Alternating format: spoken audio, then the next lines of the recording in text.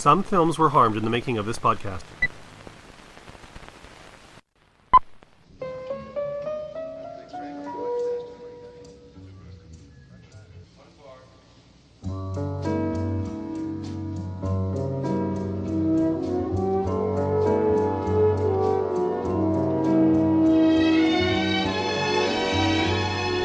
From Edmonton, Alberta, Canada, and the palatial FYC studio, you are listening to For Your Consideration, the podcast featuring roundtable discussions reevaluating the cinematic canon of past masterpieces and modern classics.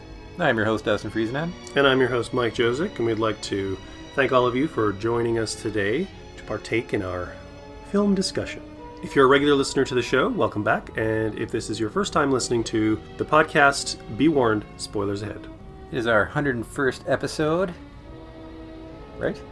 Yes. Yes. Post-Citizen Kane, this is 101. And we're back into things.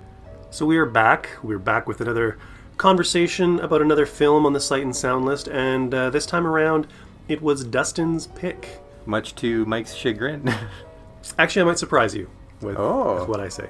So as I said, the film we're discussing this time around was Dustin's pick, and that pick was for the 1970 comedy thriller exploitation musical melodrama Beyond the Valley of the Dolls. AKA what happens when you take the world's most famous critic and have him write a movie. And Hollywood's most infamous director. Honestly, hearing your description of the genre of the film, it reminds me a lot of Mr. Bungle, because as a musician or as a music band, they try to fit so many different genres into their music, and to most people it just sounds like noise. It's also the second film that I'm getting us to watch based purely on the fact that it is heavily quoted in a dumb power noise song that I listen to. You told me about that scene and you told me about that line, and I'd forgotten about it. And when I sat down to watch it and that line comes up and it's delivered in that arch way, it made me chuckle. Especially when you have the music sting right afterwards. Dang! I thought that was something added into the power noise song. I was mistaken. So let's do a quick run through the credits so that we can get to the discussion proper. So Beyond the Valley of the Dolls was directed by Russ Meyer. It was produced by Russ Meyer. Screenplay was by Roger Ebert, with the story by Roger Ebert and Russ Meyer. It starred Dolly Reed, Cynthia Myers, Marcia. Or Marcia. Could be Marcia. So we'll say Marcia McBroom, Phyllis Davis, Erica Gavin, John Lazar, Michael Blodgett, and David Gurion. Music was by Stu Phillips, and additional music by William Luce. Cinematography by Fred J. Cohenkamp, edited by Dan Kahn and Dick Warmel. Production company was 20th Century Fox, and it was released out into the wild on June 17th, 1970. The film was received quite harshly when it came out. It came out with an X rating, which honestly was in the design. I believe the producer Dick Zanuck said he wanted them to make an R-rated movie that was pushing against that wall of X rating. And that's kind of what Russ Meyer does. So yeah, they kind of got exactly what they wanted. And the style of the film and the content of the film, I could see a lot of people, particularly in 1970, critics and audiences. I think it was actually quite popular with the audience, the demographic it was actually seeking. The critics obviously panned it. Since then, it has collected something of a cult following. Though I will say that as far as an X rating is concerned, it does not hold up to what we'd consider violent or titillating these days, or extreme. The movie did at the time make 10 times its budget. It had a budget? Yeah. And in the last 50 years, it's made its way onto a number of lists. The Village Voice named it number 87 on the list of 100 greatest films of the century. Rotten Tomatoes gives it a rating of 75%. And a Canadian magazine, Take One, included it in their best films of the 1970s critics poll. And it made it into the BFI Sight and Sound top films of all time, 588th on the critics poll. Ooh, how many critics do you have to get 588? 2. Okay. I'm so used to like 894th being the last, but that's director's poll, right? Or is that critics poll? Critics has the more numbers. Okay. And as I like to do just before we talk about the film itself, the media that we watched the film on was the Criterion Blu-ray release that came out back in 2015, and we hadn't had the time or the inclination to check out any of the bonus features, so they will not be mentioned here. I do wonder, though, if Criterion would ever sponsor us, given how much shilling for them we do. There is a Roger Ebert commentary, which I know you're really curious about Ebert's kind of thoughts about it. I will tell you this. He thinks he succeeded exceptionally at what he was attempting to do. That really does sound like a critic. So, Dustin, I think this was the first time for both of us watching this film. It is. As we traditionally do, we start with you. What did you think of Beyond the Valley of the Dolls?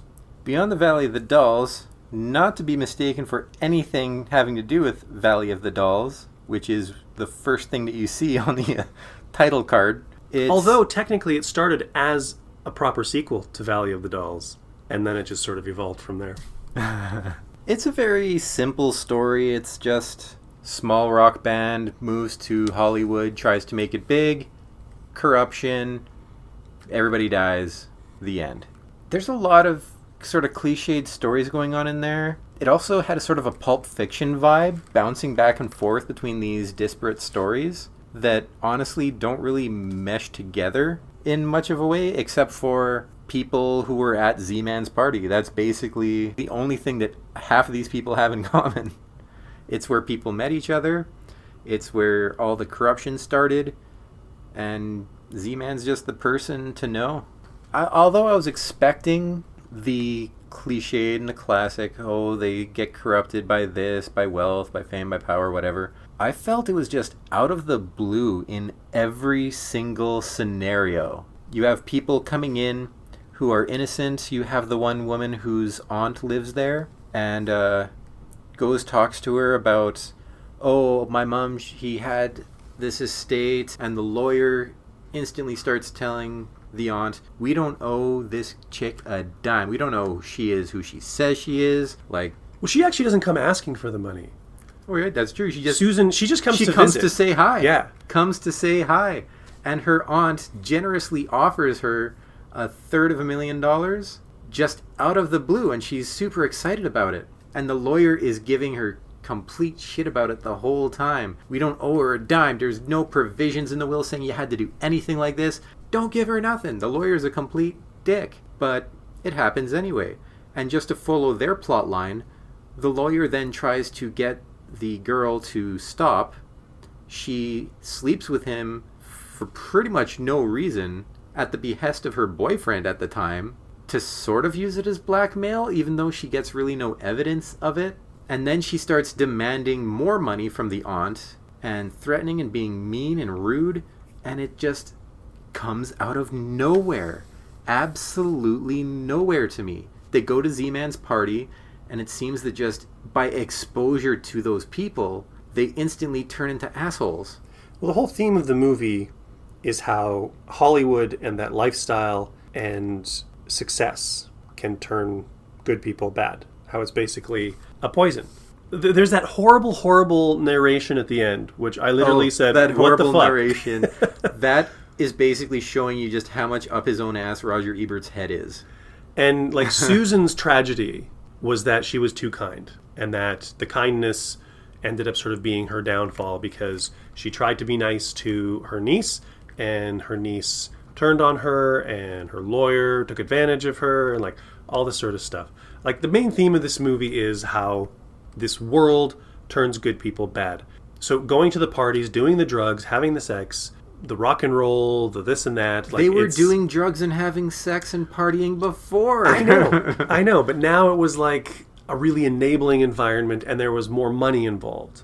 And the starfuckers and the vampires that kind of live off of the people who have the success, I think that's why everything sort of orbited around Z-Man's parties, because that's where you could bring all of these sort of disparate characters into one kind of melting pot and have them interact.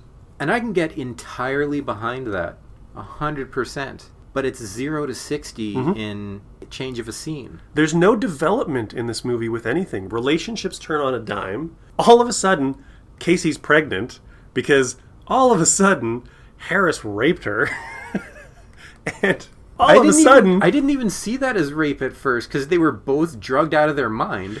It was so sudden. I mean, you knew that she felt taken advantage of, and she was clearly discovering that she wasn't really into guys and that she was blossoming into her lesbianism. But you don't find out until much later that he was drunk, she was stoned, and she passed out, and he had sex with her, and unprotected sex, so she got pregnant. And then weirdly, she's like, because he's been crippled because of his failed suicide attempt, she now feels obligated to keep his child because this may be the only chance he has to have a child because he's a paraplegic.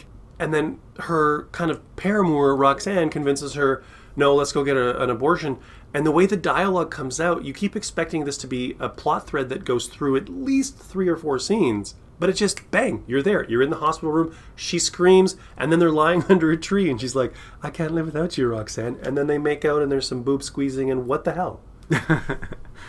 And that's how everybody's stories go.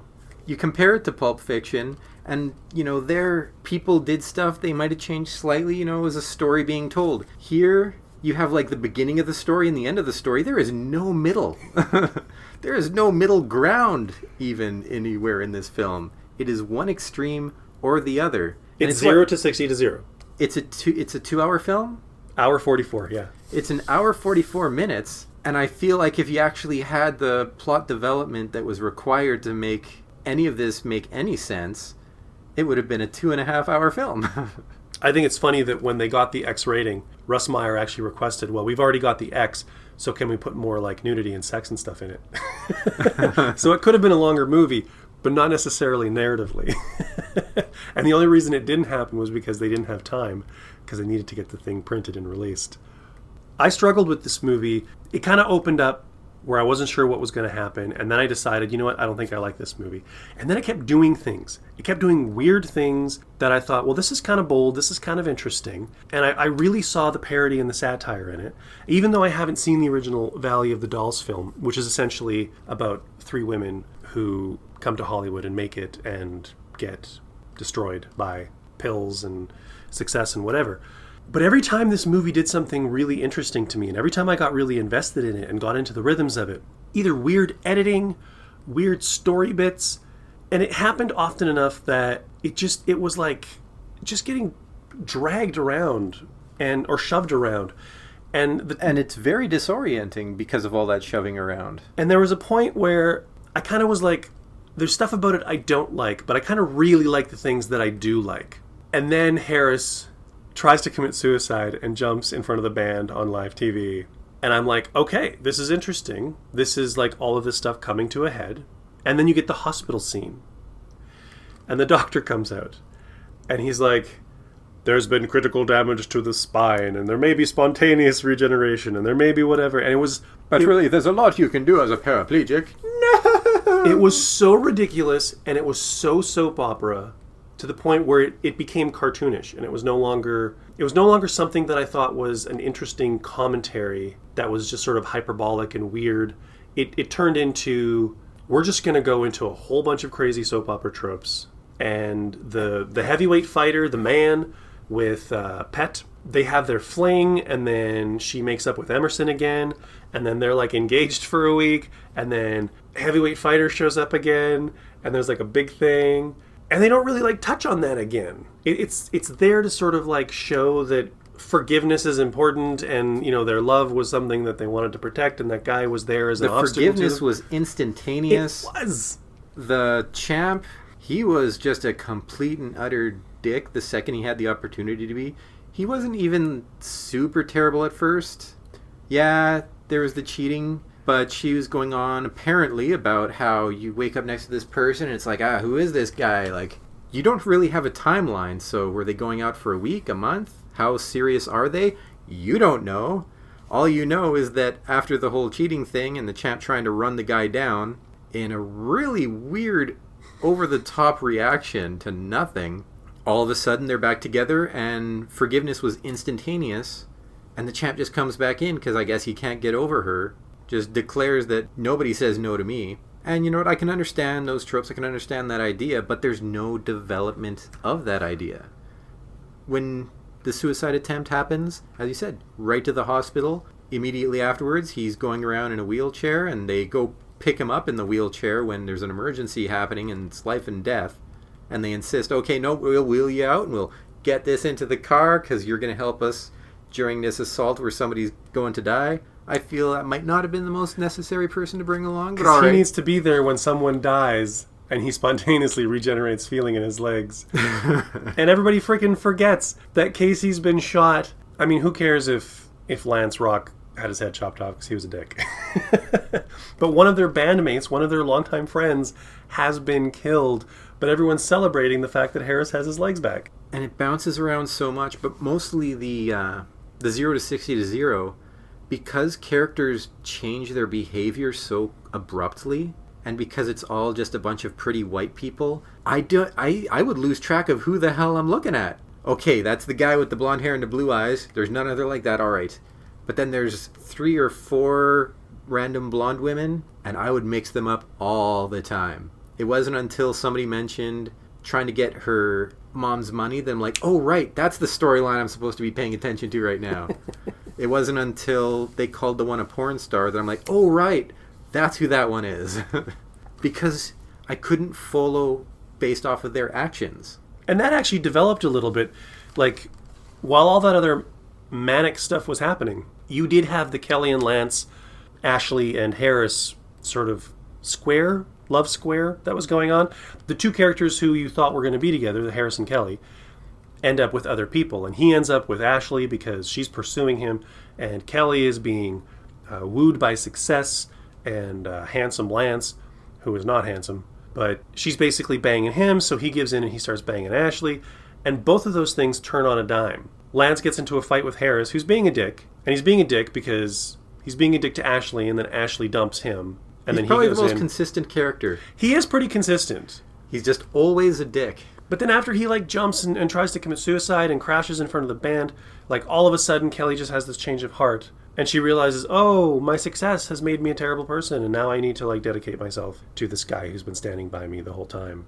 Except for when he wasn't. Because he immediately becomes a mopey asshole as soon as they get to Z-Man's party, pretty much. It's like, oh, now you're going to work for Z-Man, and I guess I'm not useful anymore because I was the manager, and now you got some other guys. I'm just going to wander over here and be sad for a while. And besides the opening scene with the band playing at the senior prom and then going into the van, and you kind of see they're all friends and that they've been friends for a long time, beyond that, they're just chess pieces. Wherever the plot needs them to go, they go. They don't really have real personalities of their own. They just have archetypes and they have voices, but they're puppets.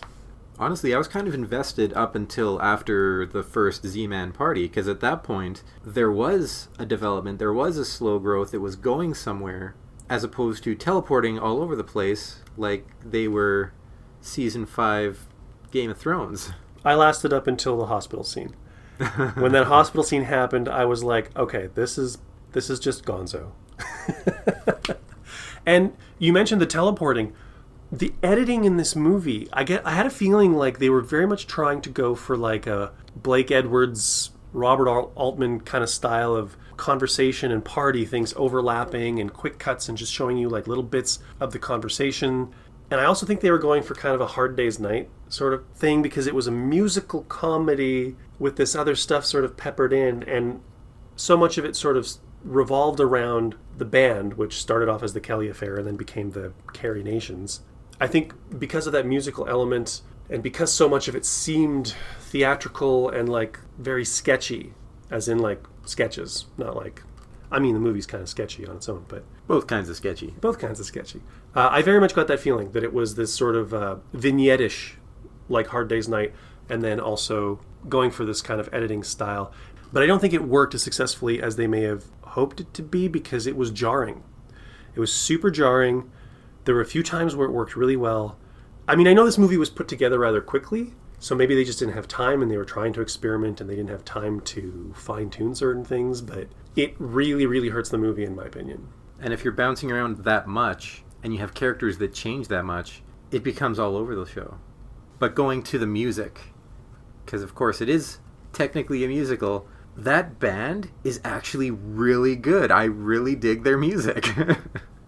I don't know about you, but whenever they were on singing something, I very much enjoyed it. Are you talking about the lady band? Yeah. The Carrie Nations? The Carrie Nations? Yeah, the I Kelly like them Affair? too. They were really good, and I very much appreciated that. There was a lot of good music in this movie. That was something I enjoyed. I remember you telling me, I thought you were talking about the Strawberry Alarm Clock, who were playing. That was Strawberry Alarm Clock. Yeah, whatever.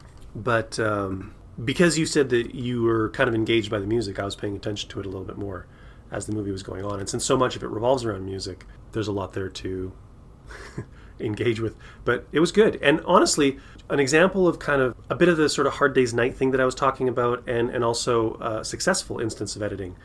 When they were doing the musical numbers, I was really impressed with most of them because they were montages. They were like little music videos.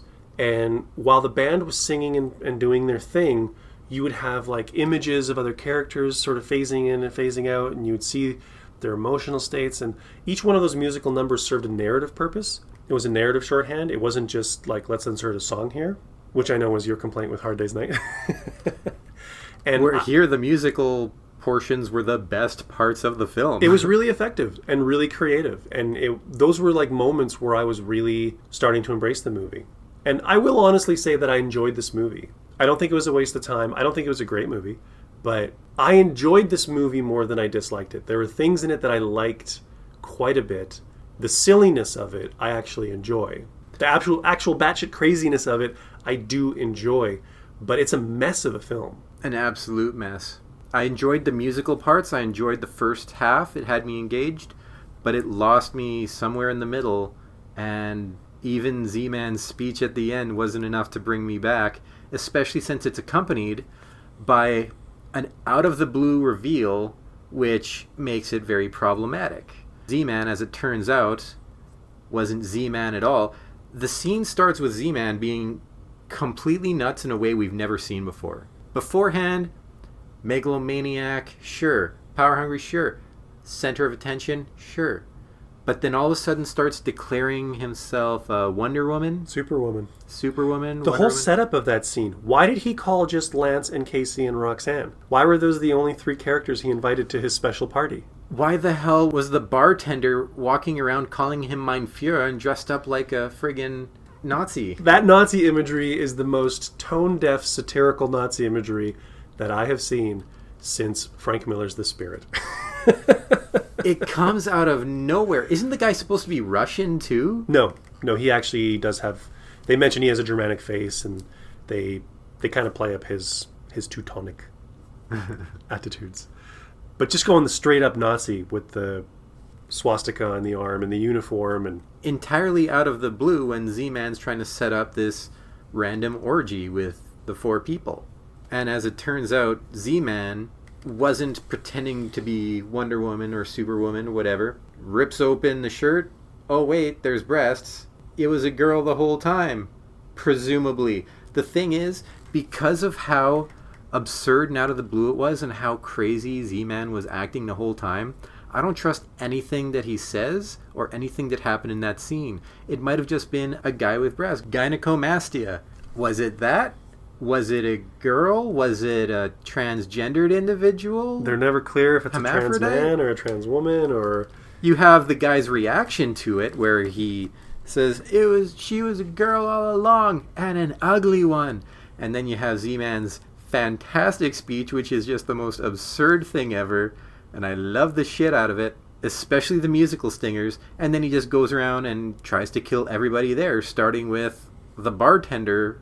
Well, it starts with Lance. Starts with Lance, but then goes after the bartender, then kills Casey. Oh no, he kills the bartender, then Roxanne, which is a callback to the teaser, the opening of the movie. Because the very opening of the movie is a different version of that scene, and then it cuts to the senior prom. So it's all kind of coming full circle, and you get to see how that sort of story ended up where it's at. Do you? Kind of just jumps there just as quickly as it jumps back, as far as I'm concerned. And it's kind of a weird... I mean, I mentioned the tone deaf with the Nazi thing, and, you know, I'll grant you this was 1969 or 1970 when they were writing or planning this thing out and shooting it. But you have the good old tropes of any sort of alternate sexuality equates to two things. One, you're a creeper, a villain, just some sort of wrong person. Or B, you get your ass killed right away. There's queer coding for the villain.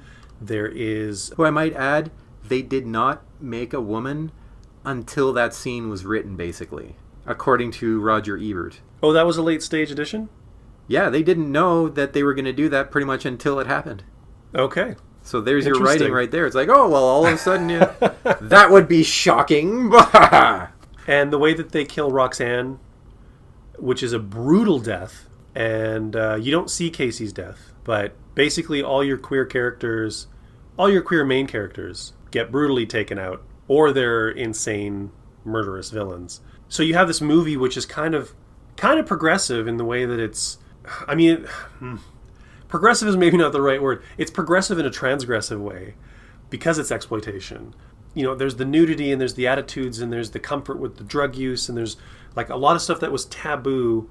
It was sort of normalizing, but you get to the end and they kill all the queer characters.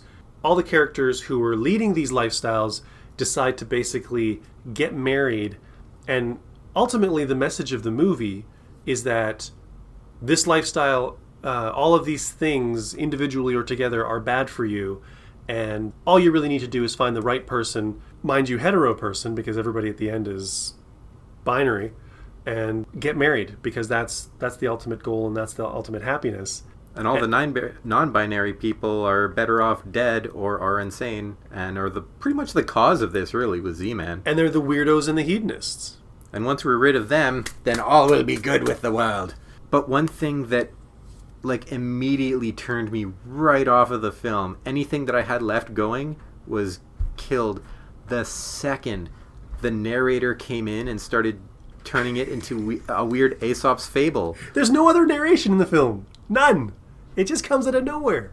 And all of a sudden he's talking about how every individual person, this is their sin and this is what happened to them. And when they do it for the bartender, I'm like, why? This guy had 2 lines the entire movie. What do you mean his sin? We know nothing about this guy, except that apparently he dresses up in Nazi regalia during orgies. I don't even know if he's supposed to be a Nazi or not, because that scene makes no sense. Yeah, it gets a little didactic at the end, and then after the narration, the final line of the narration is something like, you just need to find happiness and be happy with what you have. And it was kind of the punctuation on what we were just talking about, how this movie is hedonism and open sexuality and alternate sexuality and recreational drug use, all those things. That's just going to ruin your life. You just need to do something really stable and proper and find your true loved one and hold that loved one and never let that loved one go and get married and have kids and have a lawyer looking through the window creepily. Yeah, that was really strange. The whole lawyer arc honestly made no sense. Why would you even go after him in the first place? Your aunt was already giving you the money. She was already not listening to the lawyer. All you're doing is sleeping with an old dude and making him lust after you as some sort of weird... But he wasn't lusting after her. That was actually... He wasn't. She had to seduce him. She had to really try. He was really uncomfortable. That was a scene that I weirdly enjoyed because of how he was resisting her. I agree. And unfortunately, that doesn't really pay off in any way. You don't find out Nothing pays off. That's the problem. You could be like, okay, he's really uncomfortable with this. Maybe he's gay. Maybe he doesn't like women. Or maybe he's just a decent person. Yeah. Except for he's a selfish asshole because he didn't want her to get any money. You can be selfish and still not want to have sex with like be an old dude having sex with a really young woman. I mean, there's different gradations of shittiness. But I loved how she's just like, get rid of that laundry and come to bed, sugar pie. And he's folding his pants. And he's got his awkward old man clothes. And he's just does anybody really wear an undershirt anymore? They do, actually. The process of getting undressed and how uncomfortable he was, I actually enjoyed that scene. And the scene with the prize fighter, the heavyweight champion, when Lance and Harris get into the fight. And every time Harris goes down, he shows up and he's like, you gotta get up. You gotta get you right in there. You gotta whatever. And he's giving him the boxing coaching stuff. It was cartoonish and funny, and that's kind of why I enjoyed it. It was a bit cute, and certainly I've You see a lot of fights that will happen like that, where people are goading each other on instead of anyone being helpful. Just everyone sort of being dicks. Though honestly, everyone in that scene was kind of a dick. No one's consistent. No one. No one has a consistent arc. And you could argue that's sort of the point. Like, you could argue that this is parody. You could argue that it's satire. You could compare it to trauma kind of films. Something done by Kaufman, you know? You could argue that part of its success narratively or as a film in general is the fact that it is so fractured and disjointed and basically comes off as these insane vignettes. But I don't know. I think they push it a little too far. Instead of having a character arc, you have a character 90-degree angle. It gets super dark and super violent at the end, and then it kind of pulls back a little bit when Casey phones her friends, and it turns into like a weird Hardy Boys or Josie and the Pussycats Hanna-Barbera teen you can mystery. You hear Red Skelton in the background as they're all trying to get into the car. And like, hey gang, Casey's in trouble. Let's go help her out.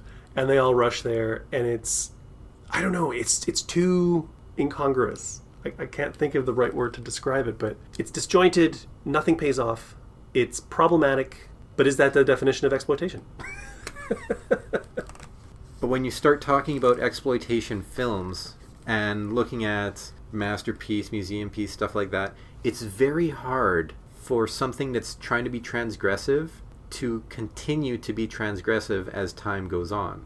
You have to do it with a fair bit of skill, and there are some films that I think do that. I think Irreversible is transgressive and manages to evoke a feeling that will continue to be evoked upon looking back at it in the future. I think Cannibal Holocaust manages to do what it's doing with a certain amount of technique and letting you actually experience something that's going on there. But here, it might have just been a bunch of vignettes meant to shock you, much along the lines of Un Chien d'Andalou, where their plan is just, let's piss people off and have fun with that. You actually jogged something in my head when you were bringing up like Irreversible and Cannibal Holocaust. I think some of my problems with this movie, because you were saying like how hard is it, or it's difficult to be transgressive and stay kind of relevant, because at the time this would have been transgressive in its portrayal of many of these things, but so many of the things in this movie that are transgressive have been normalized, whereas rape is always going to be bad and cannibalism will always be bad. Cannibalism wasn't actually the issue in the film. It was it was their treatment of the it was their the tribe. treatment That's of right. indigenous peoples. Which, yeah.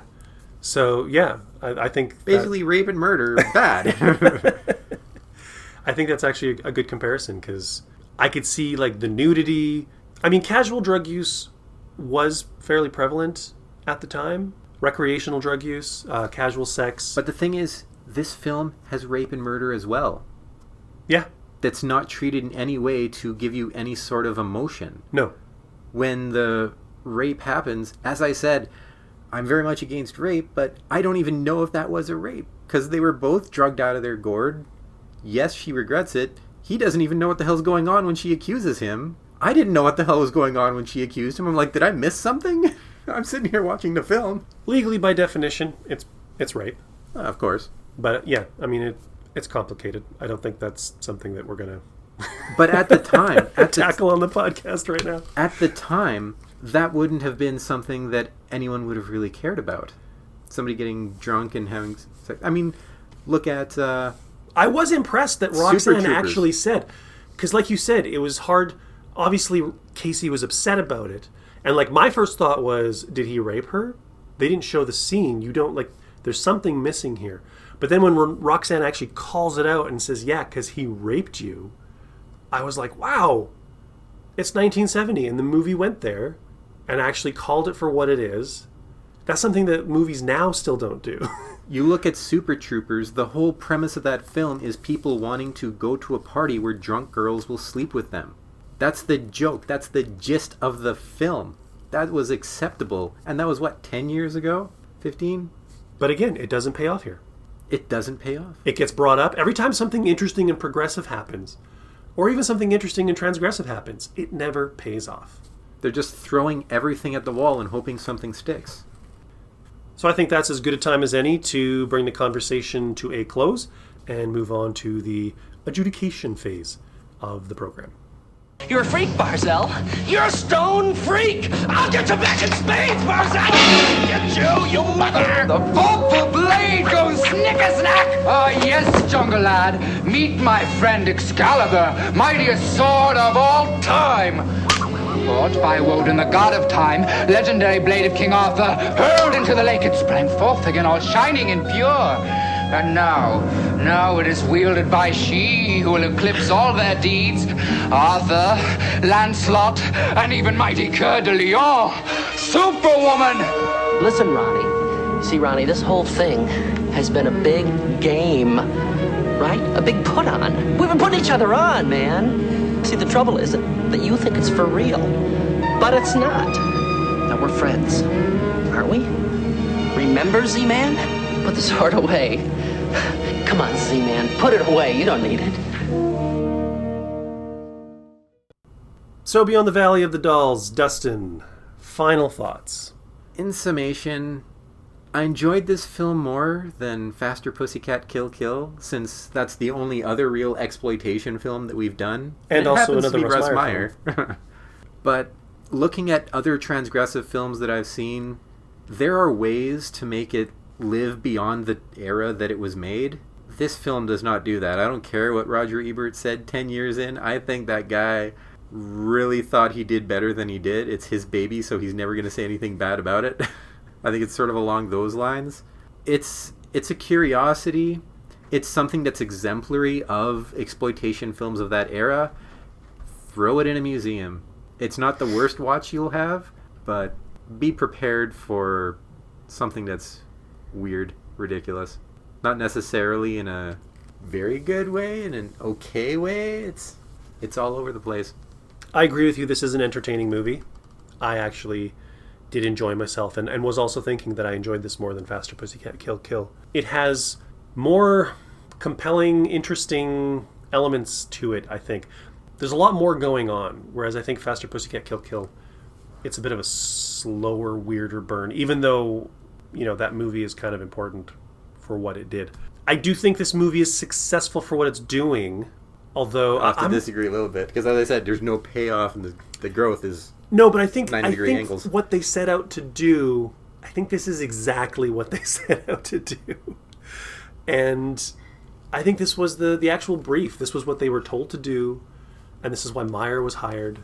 It might have actually improved the experience had I seen Valley of the Dolls. From what I read, they set out to make something that was far more deep than you might think that they were trying to go for, regardless of the X rating issues. And there's a lot of this movie that's supposed to mirror Valley of the Dolls, only taking it to that crazy kind of X-rated place. But ultimately, this could just be, you know, personal opinion, but I just had too much trouble with the movie. It was too problematic for me in a lot of ways. And not problematic enough in others. Not problematic enough in others, yeah.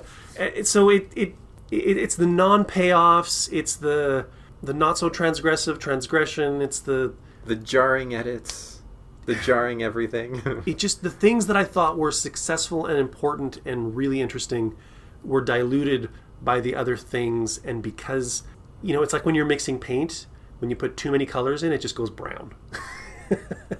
And I think this movie just went brown. You started off with some nice colors. I loved any scene that was music from the Carrie Nations, or whatever they were called beforehand, that Z-Man didn't like, which turned What's-His-Face into a brooding little child. But then, yeah, it all turns into brown. I really like that analogy. And, you know, brown is great if you're painting trees. Or dirt. But brown is also the color of shit, and that's kind of where it went to. So it is a curiosity. I think it is an interesting thing to check out. I do think it is kind of a weirdly significant moment in cinema history, because it was a studio that was floundering, and they allowed a film critic to write his first film, directed by this exploitation director, with the instruction to make virtually an X film. They had a studio backing them. This is a 20th Century Fox movie. This is not some independent... You don't see this anymore, yeah. Except for that you kind of do with all the torture porn films that came out. So it's kind of this weird confluence of events. So I think historically that's interesting. And I do think this movie, as you say, does belong in the museum. But I cannot give it masterpiece. Apologies to the two critics on the Sight and Sound. But we are definitely in agreement here. Beyond the Valley of the Dolls, 2 votes for museum piece. It belongs in a museum! But the big question is, what do all of you guys there on internet land say? Those folks on the internet have a lot of opinions about our about our episodes, Dustin. And about whether or not I should be allowed to even speak online. We're really glad that you guys have been engaging. There's been a lot of comments coming through, especially during kind of the dry periods where we've not been releasing episodes. You guys are still finding them and you're still chatting with us, and that's been awesome. Even though some of them have been rather unflattering. That is okay. Water off a duck's back. Dustin I think he thrives on that. Or your anger sustains me. Or maybe he's a more sensitive soul than anyone gives him credit for. But yeah, as I just said, comments on YouTube. Feel free to engage with us there. We're also on all the other social media, Facebook, Instagram, Twitter, at FYC Show or For Your Consideration. Just search it, you'll find us. If you enjoy the show, if you enjoy the programming that we provide, like, share, follow, and subscribe on all the social platforms. And word of mouth is a powerful tool. We weaponize it when we can. Share us with friends and family. If you think they like an episode, or if they like cinema, or they like film, or they just like 2 pedantic dumbasses talking about movies, we're your guys. Yeah.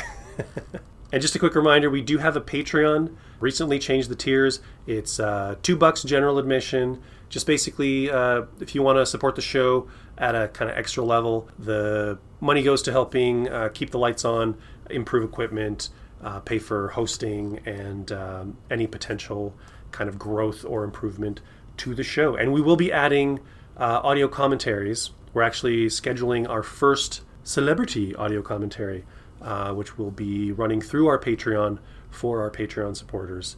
And that'll be something to check out. So we'll give you more information when that happens. And we hope to see you around next time when it is Mike's turn to pick the film. And that one's going to be 1982's First Blood. The first Rambo movie, for those of you not in the know. And I have started the film, and I think it's going to be a good discussion. I think it's going to be a timely film to talk about. I look forward to seeing it again. Police escalation. And a not completely disgustingly buff steroided Sylvester Stallone. I enjoy the films that Stallone writes. I don't know that he wrote Rambo 2 or 3. We'll have to get into that next time. We will. So until then, thanks so much for checking us out, downloading us, letting us leak into your ear holes. That might be one of the most disgusting things I've ever said on the show. As long as nothing's leaking out of their ear holes. That's right. We're all good. Absolutely. I've been your host, Mike Josick. I've been your other host, Dustin Friesnam. And see you next time on For Your Consideration. And or All Things Considered. Take care, everyone. Peace.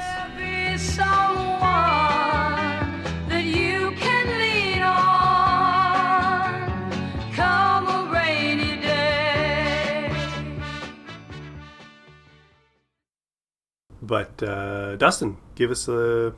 Oh, we have to do this. You have to introduce it. Has to be done in a specific way.